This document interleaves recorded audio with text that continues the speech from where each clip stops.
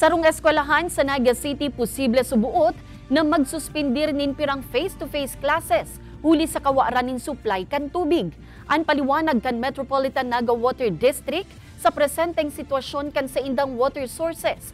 Aramon sa report ni Jessica Kalinog. Water faucet. Alagad, where's the water? Iyan mananhapot kan mga estudyante para tukdo asin manhamiento kan City College of Naga. Pirang semana naman kaya na mayo ni nagbubulos na tubig sa saindang mga gripo. Apektado pati pagklase kan saindang midwifery students. Kaya po nila itong mag-demo teaching baga, hand washing. Ang kaya po duman, ikuha ng continuous flowing ang water duman sa gripo. Di ito magigibo dahil sa pag-return demo, itong gagamiton.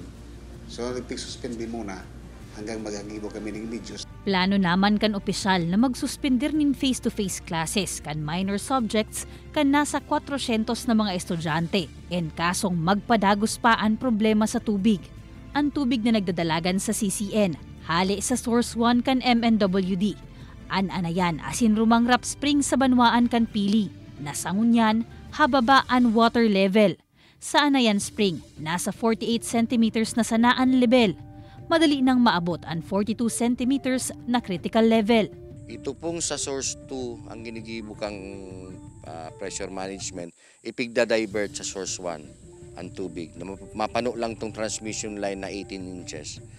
Tangani pong deman mawaraan or magluya lang ngani, de lang mawaraan totally itong mga area na nasa laog kang source 1. 1/3 kan pigsusupply na tubig kan MNWD sa saindang nasasakupan. Hali sa source 1, kaya apektado kan hababang level kan tubig digdi an pirang barangay sa Naga City, Milaor, Gainza, asin Kamaligan. Sigun sa MNWD, ang nangyayaring ini, huli pa sa nag-aging El Nino, nangunyan pa sana na mamati ang epekto. Apwera sa tubig gikan sa uran, plano kan MNWD na magtugdok nin dugang na pumping stations, nganing mapahingaluan man ang mga pumping station na nagbabagsak na ang capacity.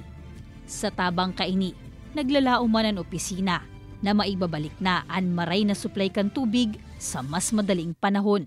Kaibanan si Carlo Abonita, Jessica Kalinog, Balitang Bicolandia.